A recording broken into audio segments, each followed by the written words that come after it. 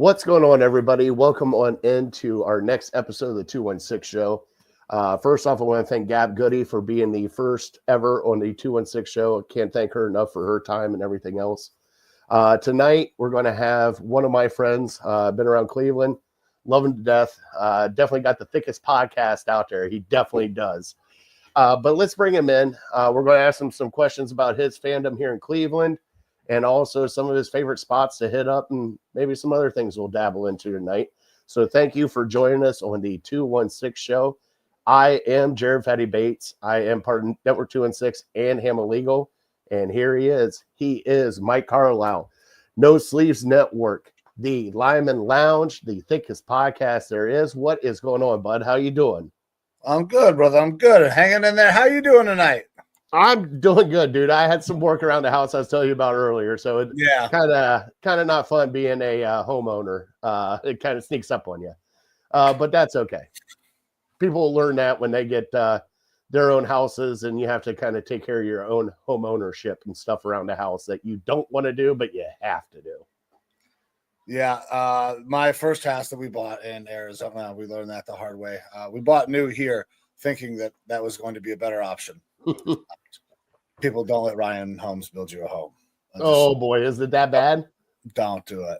Listen, we still live in it, so I mean it's not that bad, but paid way too much for it. All right, so Mike, welcome to the show. Give you a little insight of this show, but we're going to be talking Cleveland. All right, I sent you a list of questions, kind of prepare yourself for. We're going to have some fun. We're going to talk food. We're going to talk sports. We're going to talk, dare I say, the first time ever coming out of my mouth, art tonight. It's been a while. Got a refresher from freshman and high school years, but let's have some fun tonight. Now, Mike, you are a Browns fan. I know you are. You've been kicked in the huevos just like I have for a decent amount of time. As a Cleveland fan, how would you rank your teams in your fandom here in Cleveland? So it should be a lot different than what I'm about to say based on the success rate. But I'm a Browns fan first and foremost. I love the game of football. Right after that, very, very close second, especially because they're really good. I would be the Guardians. I also love baseball. I coach youth baseball. Played a lot of baseball growing up as well. I love the game. I coach now, so it means a lot to me. And then I would go Cavs. I'm not a big watcher of the association. I should watch more, especially with how good the Cavs have been this year.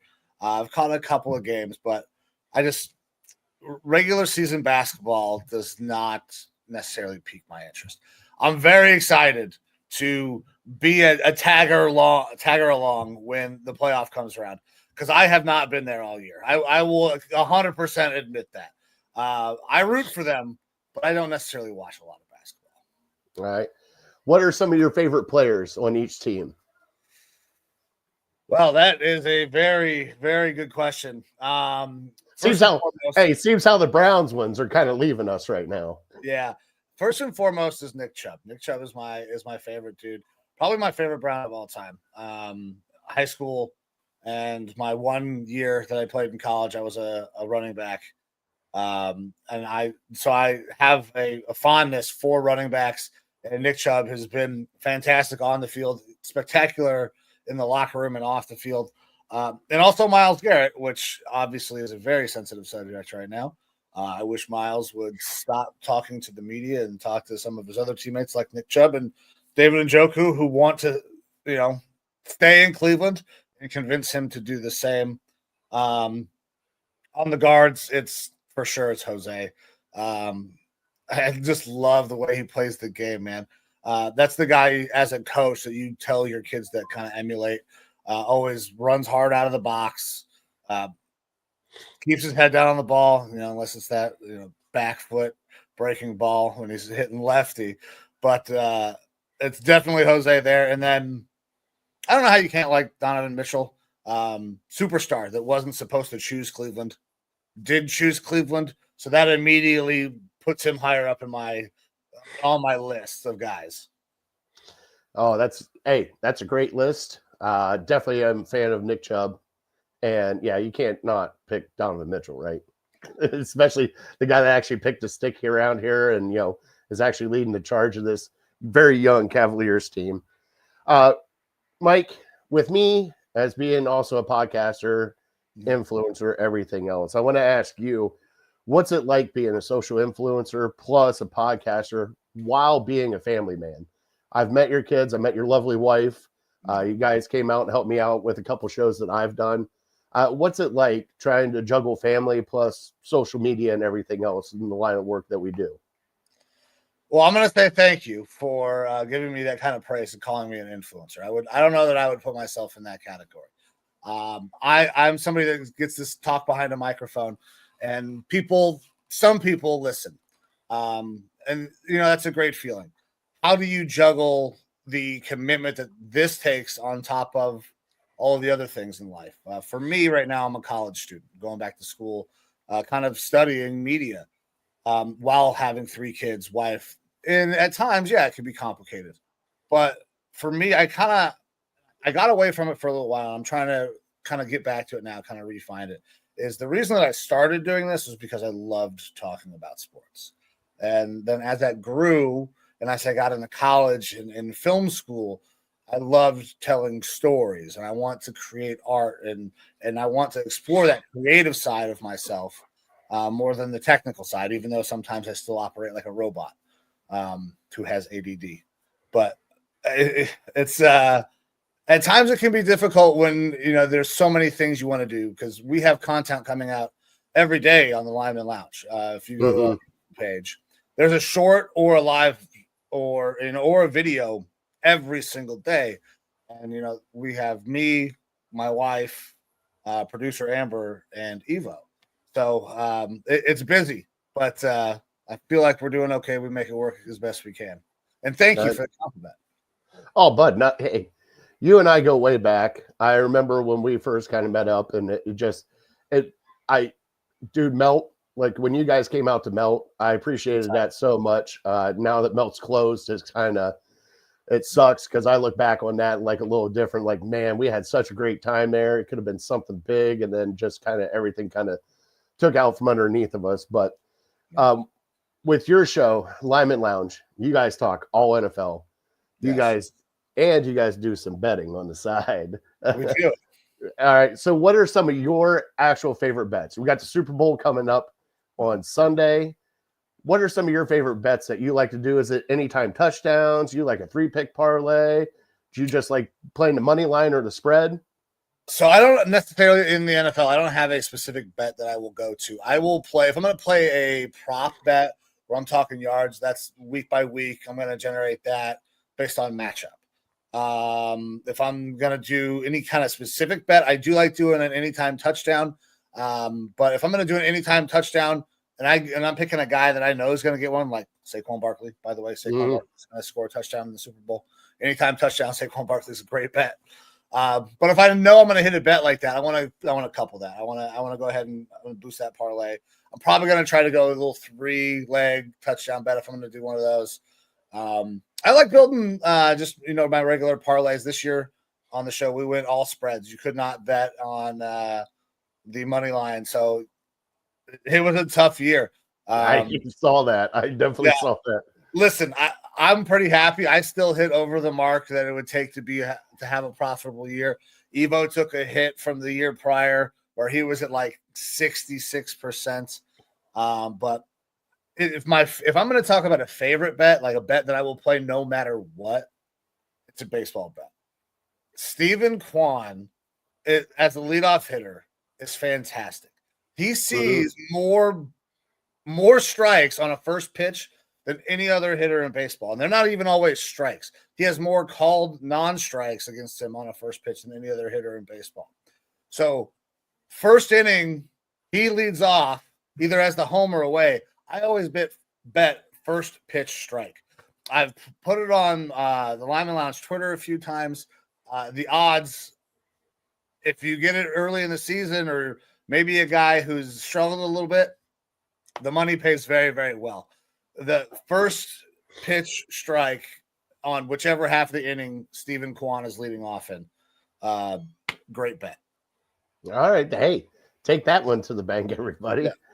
All right. So you are around Cleveland. I think you guys are out on the east side, right?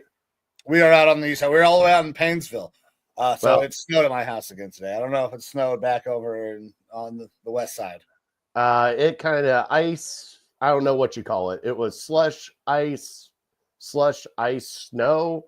I We're don't working know on this. like an inch of snow out here at Painesville because that's Yeah. what it's out on this side of Well, and Cleveland. that's the thing where I work at. That was my boss that texted me, and he's like, "Yeah, you want to come in for snow?" I'm like, "Damn." So I'll be doing that tomorrow morning. As a Clevelander, what are some of your favorite spots here in Cleveland to go to? Whether it be beaches, restaurants, you name it. So I'm gonna go with a restaurant and probably tattle on myself a little bit. 1942 Tacos and Tequila is a great little spot right down in Playhouse Square. So I go to school at the film school at Cleveland State, which is positioned right there at Playhouse Square. They have that chandelier, by the way, world's largest outdoor chandelier, right there in Cleveland at Mm-hmm. Playhouse Square. Also, the second largest theater district in America, besides Broadway, there in Cleveland. So that's pretty dope as well. But there's a little like taco tequila place in there. Every once in a while, I'll pop over there for afternoon drink if I got to do a long break in between a class that I don't want to go to. Have a margarita, maybe a couple tacos. But listen, you don't become the thickest podcast in sports by drinking water and eating kale. So that's probably one of my favorite places because it's so local right there. It's convenient. Um, Now, me and Amber did go to a place, District. It's right in that same area. It's a little more upscale, but Mm-hmm. not super pricey. I mean, it's a good restaurant. It won't necessarily compete with what is the place that's outrageously priced that it takes insane amount of time to get reservations. Kanye Uh, was there. there's a lot of places, bud. Oh, I don't remember. It's Hey, that's out of my price range. Yeah, so I went there once. I probably won't go back. Um, but District is dope, man. It's really good food. Uh, Okay. and then, I mean, in terms of entertainment, I like going to. We've done concerts a few times downtown. May Halls is a cool little small venue. We had a buddy who went and played a band that was in a band and played there. Shout out the Open Doors. And then House of Blues is always fun too, man. We've done a couple of concerts at House of Blues. I love my halls. I got a buddy that's in a band that's playing there in a couple weeks. So yeah, Mahal's is a great place, and Yeah. you can't go wrong with House of Blues. I mean, you can't. It's just a gym downtown. Just go for it. Um, Mike, do you have any hidden gems here in Cleveland that if you had to sneak out, little dive bars that you like to go to, or nice little cozy place that not many people know about here in Cleveland? Man, I don't know. Um, I think most of the places that I go to that I know, I think probably people frequent. I mean, there's a couple places outside of town, a little bit like in Tremont. The Bourbon Street Barrel Room. That place is Mm-hmm. awesome. Like give you a taste of Southern cooking. I don't know about any little tiny spots though. Corbo's. If you want to go in there and get a delicious pastry or some Italian meats, Corbo's is awesome. Also, right there in Playhouse Square. I'm very very local there. Hey, it's all right. It's all right. All right. So with the game coming up, Super Bowl round, what's your game time drink? What do you like to drink during games? Whether it be beer, tea, monsters, what's your favorite drink? Man. So I don't drink a lot of alcohol anymore. If I were gonna drink any alcohol, I'd say it would be some sort of seltzer at this point. I like the Simply Lemonades. My favorite drink outside of water is lemonade. So if I have some alcohol with some lemonade, that's not a bad time. I can get behind that. So I would go with Simply Lemonade if I'm going to drink, and then if not, I would just go with a regular ass lemonade. All right, now here's the fun one that I like to do. You love baseball. I love baseball. I know you guys go to games all the time. Yes. All right, buddy, here it is. Stadium mustard or Burtman's? Which one's your favorite? Okay, so it used to be Burtman's. I think it's kind of changing though. Like I feel like Burtman's changed from when I was younger, when I was a kid. It doesn't taste the same to me. It doesn't hit like it used to. Yeah. That stadium mustard has been consistent the whole time. It's pretty. I'm gonna go stadium. Yeah, I'm gonna do it. Okay. Now there's a hidden gem that I don't know if you tried yet. Have you tried the Cleveland Mustard Company? Cleveland Mustard Company? No, I have not. Oh yeah. So it's the Cleveland Ketchup Company, and they do mustard also. They have a stone ground mustard that I got probably maybe a month ago. Hands down, I'm a mustard guy to begin with. Hands down, one of the best mustards. So if you want to go check them out, and their ketchups, definitely on point too. They got like a bacon bourbon ketchup. They got a spicy like jalapeno. Yeah, they got some good stuff there. So go check them out. All right, your opinion. What is the best city on the east side and the west side? The best city on the east side, I'm going to say, is Paynesville because that's where I live. Cheater. Yeah. It makes it easy for me. Go Riverside. Okay. And on the west side, I don't go out to the west side very much. I don't have many things that I go over there and do. I'm going to just say a place that I know, Bay Village. I don't know what's there. I've never been there, but I've heard that name a lot. It's not a bad place, especially right there on the lake. It's not a bad place to pick, buddy. I can vouch for that. All right. All right. All right. So next question. What does Cleveland mean to you? I ask this because a lot of people, it means something different. For me now, as a family, I didn't grow up here. I'm a transplant. Right now, Cleveland means home for me because this is my home now. What does it mean for you? Man, that is a hell of a question. That's a fantastic question. Because it means so much to me. I was not born in Cleveland. I was born in Akron Memorial Hospital. I went to school for a little while there in Akron. And then I moved away. But before we moved away, I had developed my love and my allegiances for all things sports. And sports dominate my life. I love everything about sports. I love competition. I love the shit talk. I love everything about it. And it always centered around Cleveland for me. So I'm out in the other side of the country and I'm around all these gosh damn Broncos fans. Oh, yeah. I lived in Wyoming and I still held on to Cleveland. It was always Cleveland. And then I joined the military. And it was, meeting all these new people and everybody has their teams. And there was not any Browns fans because, well, we kind of fucking think at times. But I held on to that. I would rock my jersey. There's pictures of me, I think somewhere floating around, deployed in Iraq and Afghanistan. I'm rocking a Browns jersey. So Cleveland is the place that I always felt like I wanted to be, but I never was able to get back here. The military took me all over, and then my job, it took me down to Arizona. And then when it finally was time to make a decision and make a career change, it was we could go anywhere we want because we're starting over. And this was the place, man. This was like, we got to go to Cleveland. So I'm not necessarily a native born Clevelander. I was born in Akron. And I was gone for a long time, but this city means so much to me, man. I love representing Cleveland, talking about Cleveland. And I'm happy to be here on the 216 show with you, man. I appreciate it, brother. All right. What is some advice you can give to somebody, social influencer, podcaster, because we've been doing it for so long. What's some advice you give somebody coming up that hasn't done it or wants to try it? Be authentic. That's the main thing. And if you don't believe it, don't fucking say it. Listen, I'm one of those guys. I sometimes I get a little heated. You'll hear F word fly out of my mouth a lot more than people would like.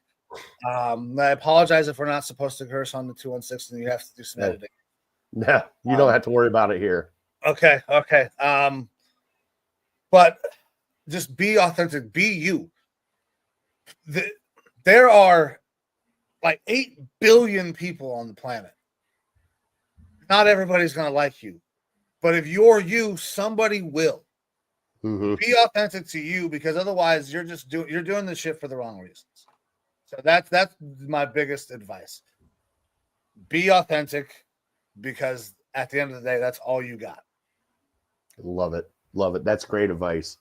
And that's what I try to tell everybody when they ask me that question is like, you just got to be yourself. Don't try to fake it, because if you fake it, they see right through it. Just be yourself. Yeah. All right. What is your favorite Cleveland radio personality here in Cleveland? Ken Carmen. And it's Ken Carmen because he actually interacts with people when they talk back on social media. Not he's amazing. People do that. So for that reason alone, I'm a big fan of his, because you don't necessarily get that kind of interaction all the time. Maybe more so now. I think for a long time they were separate. You'd have callers, but I mean, you can see all sorts of interactions between Browns fans and Ken on the Twitter sphere. Yeah, have you had him on the Lyman Lounge yet? I have not. I will reach out to do so. Okay, I will give you some information when we get off of here. Okay. All right. How did you come up with the No Sleeves Network? Oh, man, so that is a long story as well. I need you to summarize it. Yes, sir. Okay, so it all started with the Lyman Lounge. When it was first inscribed, it was the Lyman Lounge, where sleeves are optional. I don't wear sleeves. My name is Sleeveless Mike. That's kind of my thing. And we got away from that. We're the dummy thick idiots now over on the No Sleeves Network at the Thickest Podcast. But the No Sleeves Network kind of always hung around. We have another podcast that's called The Talk. It's very military centric. Talk about politics, current events, things that are happening inside the military, and everything. And the NSN is it's an acronym that we know in the military about property and things like that. The No Sleeves Network is sleeves are optional. It's going to be completely done and run by veterans. That is our intent. That will always be our intent. A lot of times we hear stories about veterans. We don't hear stories from veterans. We're starting to see that more now with some more veteran content creators. But our goal is going to be to grow a group of hopefully veteran content creators through one network, and kind of create a voice for people who have stories told about them that they don't necessarily get to tell themselves. Awesome. I love it. On our show, after the end of every show, we thank everybody, veterans, everybody, sacrifices that you guys made for us and for this country. People don't understand. And growing up where I did, with a lot of people going into the military, I understand it. I thank you. Every time I've talked to you, I think I've thanked you for everything you've done, and I appreciate it. More people need to say thank you a lot more instead of taking things for granted. Last but not least, bud, you're an artist. Yeah. I said we're going to talk a little bit of art. Yeah. You created a short film about veterans, about war veterans. Why don't you talk to us about it here? Yeah, so it is kind of about veterans. It's a parody. It's a parody comedy. And if you've ever seen our show, The Lyman Lounge, or really when you see this, or if you ever have a chance to have a conversation with me, most of the times I'm going to put in just humor in places it probably shouldn't be. So it's a parody about kind of the military experience. A group of guys who are just in it. They are stuck in a war room, and there's a twist at the end that involves all of their wives. A short film that was created for a school project. However, I got a little courage and decided to enter into a couple of film film festivals and got selected for one. We got shown at the Brightside Film Festival out in New Jersey over this last summer. It was a great experience. I learned a lot. That's awesome, man. I am so happy for you. I watched it. Fantastic. And if you can you tell people where to watch it at if they can get to it? Yeah, absolutely. So the No Sleeves Network also has a YouTube page. There's also, I believe, there should be a link at the bottom of the Live and Lounge page that can get you to the No Sleeves Network as well. And it'll be our top video there. It's called Duty Calls. All right, there it is. Now, Mike, I can't thank you enough for joining me on the second episode of the 216 show. I greatly appreciate it. You're a true friend. Love everything that you do, especially inviting me on to try to do bets on the Lyman Lounge. As you see, as one clip going, Bills. I couldn't even let Evo get it out of his face. Bills. Bills. All right. But it's time for you to showcase yourself. Tell everybody where they can watch you, where they can hear you, all your handles, everything else. Get it out there for Cleveland to hear. All right. Well, thank you for having me on once again, everybody. My name is Michael Carlisle, Sleeveless Mike of the Lyman Lounge and the No Sleeves Network. You can go to the nosleevesnetwork.com. You will get links to all the things that we do. So we have some blogs. Evo put out a mock draft 1.0 not too long ago with write-ups. There's some additional blogs in there. Producer Amber's done a couple as well. Women in Sports Stories. You'll have links to The Talk, our military-centric podcast, the Lineman Lounge, as well as food reviews from our guy, the Vanilla Gorilla Eats, and some photography work by our graphic designer, Byron Martin. So there's a lot of stuff that you can find there at the nosleevesnetwork.com. And then you can interact with us anywhere on social media. You can find us on X, Facebook, Instagram, YouTube, TikTok. We don't do the truth or the blue. I'm not doing either one of those. Gotcha. I'm gonna stay somewhere in the middle. So that's where you can get us at. All right, brother. I appreciate you. Thank you so much.